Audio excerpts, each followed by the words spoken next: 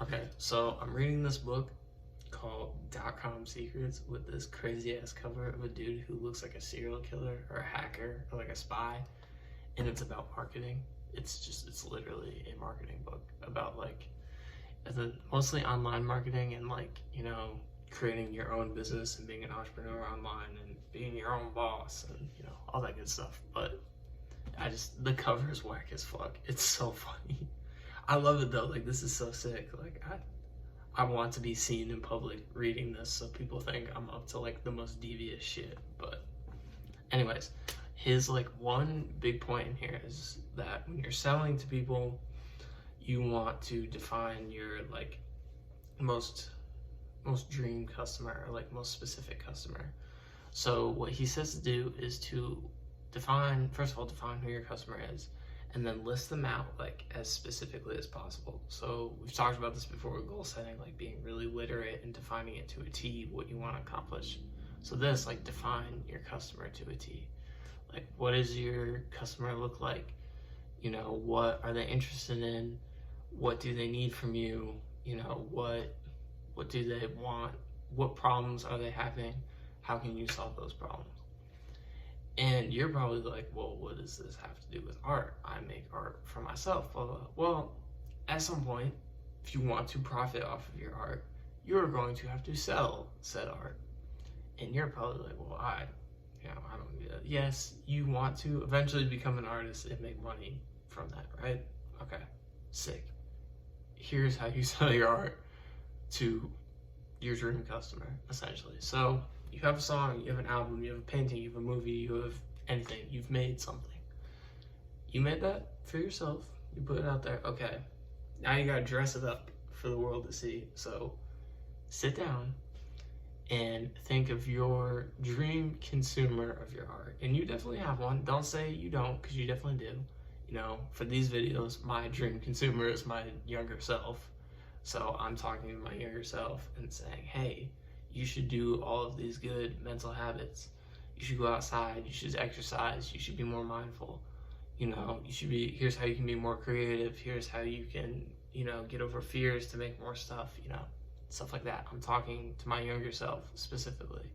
And it turns out there's a ton of people who also relate to those things. So what you gotta do is define who is consuming your art. And then once you do, define how your art can solve their problems, which I know sounds like really crazy. If you write a song, you're like, well, how is this song solving their problems? Well, let's think about this. Tyler, the Creator, writes Igor. Igor is like the ultimate like breakup album. I guess Blonde probably is, but Blonde's like sad.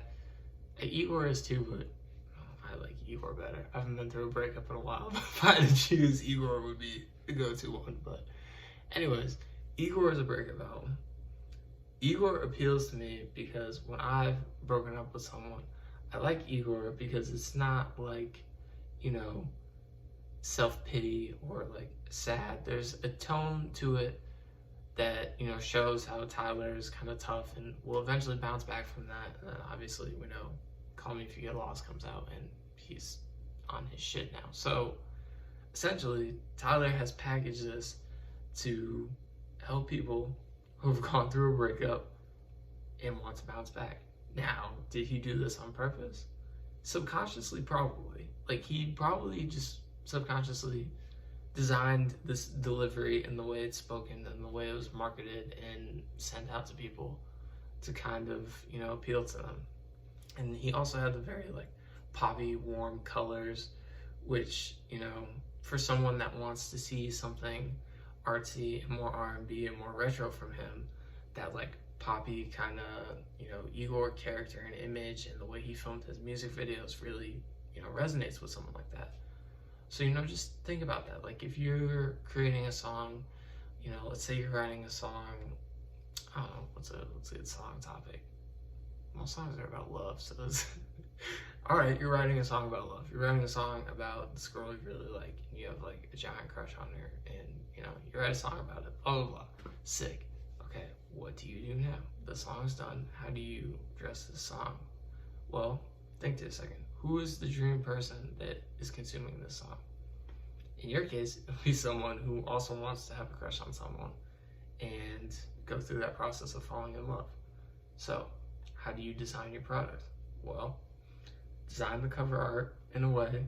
I should say, how do you dress your product? How do you dress your product or your art? I shouldn't say product either. It goes hand in hand is essentially the point of this video. But anyways, how do you dress your art?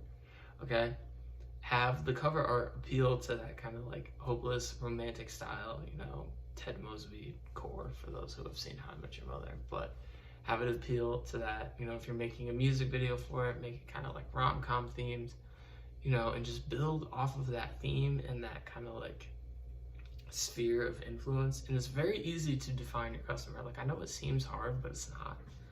You know, you're essentially telling a story with every art piece you create, right? So you dress it up by you define your customer, you dress up your art so that hooks them in, they hear the story, and then they come back from your art with like a new sense of feeling or purpose, or just appreciate it. And that solves their problem of no longer having, or not listened to that song. Jesus, I can't talk.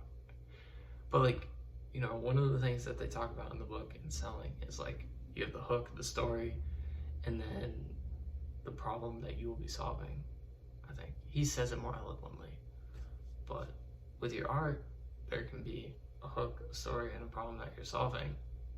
You just have to like get creative with it, which is your job. You're an artist. So, but essentially what I'm saying is that marketing and art are more connected than you probably think, especially if you want to make money from what you're doing. And also, don't think of it as selling out, because it's not. You're not like pushing like a product or being like a sleazy car salesman. You are trying to survive, and you're also gifting something that you've created to the world. So why not gift it so that you can also make some money and live and reinvest it back into your art so you can give out even greater gifts. Boom. There you go. Don't feel shitty about it. All right. Good luck. Pizza.